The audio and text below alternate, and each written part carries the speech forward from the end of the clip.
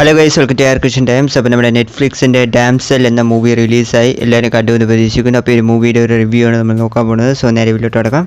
So ഞാൻ വന്ന് മെയിനായിട്ട് ഈ പടം കണ്ട് ആർക്ക് വേണ്ടി നോക്കിയാണെങ്കിൽ മില്ലി ബോബി ബ്രൗണിന് വേണ്ടി തന്നെ പടം കണ്ടത്. സോ ഒരു മൂവി വന്ന് തമിഴിലും അവൈലബിൾ ആണ്, നിങ്ങൾക്ക് വേണമെങ്കിൽ തമിഴിൽ കാണാം. പക്ഷേ ഞാൻ ഇംഗ്ലീഷിലാണ് കണ്ടത്. അപ്പം ഈ ഒരു മൂവി വന്നൊരു ഫാൻറ്റസി അഡ്വഞ്ചർ ആയിട്ടുള്ള പടമാണ്. വേണമെങ്കിൽ ഇതൊരു സർവൈവൽ ത്രില്ലർ മൂവി എന്ന് വേണമെങ്കിൽ പറയാം. അപ്പോൾ ഈ പടത്തിൻ്റെ കോൺസെപ്റ്റ് എന്താണെന്ന് വെച്ചാൽ നമ്മുടെ മില്ലിയുടെ ക്യാരക്ടറിൻ്റെ കല്യാണമാണ്. അപ്പം കല്യാണം വന്നൊരു വലിയൊരു കിങ്ഡം ആയിട്ടാണ് ഉള്ളത്. അപ്പം ഈ ഒരു കല്യാണത്തിന് മില്ലിയുടെ ഫാമിലിയൊക്കെ അക്സെപ്റ്റ് ചെയ്തിട്ടുള്ള റീസൺ എന്താണെന്ന് വെച്ചാൽ അവരുടെ ജനങ്ങൾക്ക് വേണ്ടിയാണ് അവർ അക്സെപ്റ്റ് ചെയ്തത്, പൈസയ്ക്ക് വേണ്ടിയൊക്കെയാണ് അക്സെപ്റ്റ് ചെയ്തത്. അപ്പം കല്യാണ സംഭവം നടക്കുകയാണ്. പക്ഷേ അതിൻ്റെ ഒരു ട്വിസ്റ്റ് ഉണ്ട്. കാരണം നമ്മുടെ മില്ലി കല്യാണം കഴിക്കാൻ പോകുന്ന ഈ ഒരു പ്രിൻസ് ആയാലും അവരുടെ ആ ഒരു കിങ്ഡം ആയാലും നമ്മൾ വിചാരിച്ച പോലെയല്ല, അവർ കുറച്ച് ഡാർക്കാണ്. അവർ റിച്വൽ പോലെയൊക്കെ നടക്കുന്നുണ്ട്. അതായത് ഈ കല്യാണം കഴിക്കുന്ന പെണ്ണിനെ സാക്രിഫൈസ് ചെയ്യുന്ന പോലെ ഒരു റിച്വലൊക്കെ ഉണ്ട്. അപ്പോൾ അത് കുറച്ച് ഡാർക്കായിട്ടാണ് ഉള്ളത്. സോ അപ്പോൾ അതിൽ നിന്ന് എങ്ങനെ നമ്മുടെ ഒരു മില്ലിയുടെ ക്യാരക്ടർ രക്ഷപ്പെടുന്നു, അതാണ് ഇതിൻ്റെ മെയിൻ കോൺസെപ്റ്റ്. മെയിനായിട്ട് ആ ഡ്രാഗനുമായിട്ടൊരു ഫൈറ്റാണ് ഇതിൻ്റെ ഒരു മെയിൻ കോൺസെപ്റ്റായിട്ട് വെച്ചിട്ടുള്ളത്. അതായത് ഒരു കേവിൻ്റെ ഉള്ളിൽ ഒരു ഡ്രാഗനുണ്ട്. സോ ഡ്രാഗൻ വന്ന് ഇതേപോലെ പെണ്ണുങ്ങളൊക്കെ കൊല്ലുകയാണ്. സോ അപ്പം ആ ഡ്രാഗൻ്റെ കയ്യിൽ നിന്ന് എങ്ങനെ നമ്മുടെ മില്ലിയുടെ ക്യാരക്ടർ രക്ഷപ്പെടുന്നു, ലാസ്റ്റ് സർവൈവ് ആവുമില്ല, അതാണ് മെയിൻ കോൺസെപ്റ്റ് ഇതിൽ. അപ്പം ആ ഒരു പർട്ടിക്കുലർ കോൺസെപ്റ്റ് ഈ മൂവിയിൽ സൂപ്പറായിട്ട് അവർ കാണിച്ചിട്ടുണ്ട്.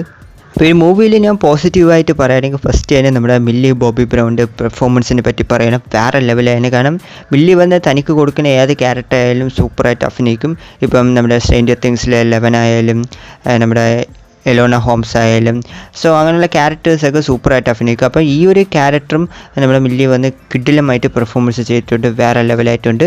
അതുമാത്രമല്ല പടം വന്ന് ഒരു വിഷ്വലായിട്ടുള്ളൊരു മൂവിയാണ്. എനിക്ക് തോന്നി പടം തിയേറ്ററിൽ റിലീസ് ആവേണ്ട ഒരു മൂവി ആയിരുന്നു തോന്നി. കാരണം അത്രയ്ക്കുള്ള വിഷ്വൽസ് ഈ പടത്തിലുണ്ടായിരുന്നു.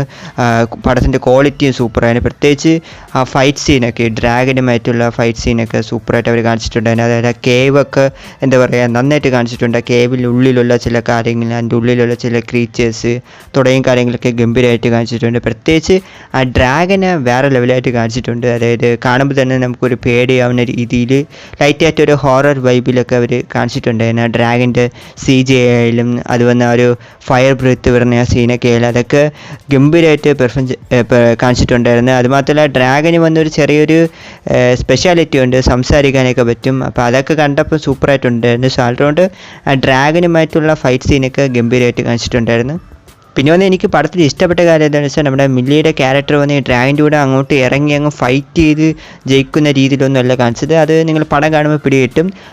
ആ ഒരു ക്യാരക്ടർ എങ്ങനെയായിരിക്കും, അതായത് ഒരു കൊച്ചു പെൺകുട്ടി എങ്ങനെയായിരിക്കും ഡ്രാഗൻ്റെ കൂടെ പിടിച്ച് നിൽക്കുന്നത്. സോ ആ ഒരു രീതിയിൽ അവർ ഈ മൂവി പ്രസൻറ്റ് ചെയ്തിട്ടുണ്ടായിരുന്നു. അതൊക്കെ സൂപ്പറായിട്ടുണ്ടായിരുന്നു. അതുമാത്രമല്ല പടത്തിൻ്റെ സൗണ്ട് എഫക്ട്സ് തുടങ്ങിയ കാര്യങ്ങളൊക്കെ ഗംഭീരമായിട്ട് കാണിച്ചിട്ടുണ്ട്. ബട്ട് എനിക്ക് ഏറ്റവും ഇഷ്ടപ്പെട്ട പടത്തിൻ്റെ വിഷ്വലാണ്. വിഷ്വലി ഈ പടം ഒരു വേറെ ലെവൽ പടമാണ്. എനിക്കെന്തോ ഈ പടം തിയേറ്റർ വന്നിട്ടുണ്ടെങ്കിൽ കുറച്ചും കൂടെ ബെറ്റർ ആയിരുന്നതിനാണ് തോന്നിയത്. സോ വിഷ്വലി ഒരു സ്റ്റണ്ണിങ് ആയിട്ടുള്ളൊരു മൂവി തന്നെയാണ് ഇത്. ഇത് മാത്രമല്ല മൂവിയിൽ ആ ഒരു ക്ലൈമാക്സ് സീൻ വന്ന് ഗംഭീരമായിട്ട് കാണിച്ചിട്ടുണ്ടായിരുന്നു, സൂപ്പറായിട്ടുണ്ടായിരുന്നു. അതായത് ആ ഒരു ചെറിയൊരു ഡിഫറൻസ് അവർ കൊണ്ടുവന്നിട്ടുണ്ട്, ഒരു ചെറിയ ട്വിസ്റ്റൊക്കെ അടിച്ചിട്ടുണ്ടായിരുന്നു, അതൊക്കെ കൊള്ളായിരുന്നു. ഇനി വന്ന് മൂവിയുടെ നെഗറ്റീവ് സൈഡിലോട്ട് വരികയാണെങ്കിൽ ഇപ്പം നമ്മുടെ മില്ലിയുടെ ആ ഒരു ക്യാരക്ടർ അല്ലാതെ ഇതിൽ പറഞ്ഞാൽ ബാക്കിയുള്ള ക്യാരക്ടേഴ്സിനൊന്നും വലിയ ഇമ്പോർട്ടൻസ് ഒന്നും ഇല്ലാത്ത പോലെയാണ് എനിക്ക് തോന്നിയത്. പിന്നെ അതുമാത്രമല്ല പടത്തിൻ്റെ സ്റ്റോറിയൊക്കെ വന്ന് ഭയങ്കര പ്രെഡിക്റ്റബിൾ ആണ്. അതായത് നമുക്കറിയാം അടുത്ത് എന്ത് നടക്കും, ക്ലൈമാക്സ് എങ്ങനെയായിരിക്കും എന്നൊക്കെ ഈസിയായിട്ട് ഗസ് ചെയ്യാൻ പറ്റും. സോ വലിയ ട്വിസ്റ്റും കാര്യങ്ങളൊന്നുമില്ല. ട്വിസ്റ്റ് ഉണ്ട്, ബട്ട് നമുക്കത് വലിയ ട്വിസ്റ്റായിട്ട് തോന്നില്ല. കാരണം ഇതേപോലെ നിറയെ പടങ്ങൾ കണ്ടിട്ടുണ്ട്, അതൊന്നും വലിയതായിട്ട് തോന്നില്ല. ബട്ട് ആൾറൗണ്ട് മൂവി എങ്ങനെയുണ്ടെന്ന് ചോദിക്കാൻ എനിക്ക് ഒരു സൂപ്പറായിട്ടുള്ള പടമാണ്. ഒരു വിഷ്വലി നല്ലൊരു കിടിലം ഫാൻറ്റസി അഡ്വഞ്ചർ ആയിട്ടുള്ളൊരു പടം തന്നെയാണ്. അപ്പോൾ എന്തായാലും ടൈമുള്ളവർ പടം ഒന്ന് കണ്ടു നോക്കുക. ആൾറെഡി പടം കണ്ടവരുണ്ടെങ്കിൽ നിങ്ങളുടെ അഭിപ്രായങ്ങൾ കമൻറ്റ് പറഞ്ഞേക്കുക. കൂടാതെ തന്നെ വീഡിയോ ഇഷ്ടപ്പെട്ടെങ്കിൽ ലൈക്ക് ചെയ്യുക, ചാനൽ പറ്റാൻ കാണിക്കുക, വർക്കാരെ സബ്സ്ക്രൈബും കൂടി ചെയ്ത് സപ്പോർട്ട് ചെയ്യുക. അപ്പോൾ അടുത്തൊരു വീഡിയോയിൽ കാണാം. Thank you guys.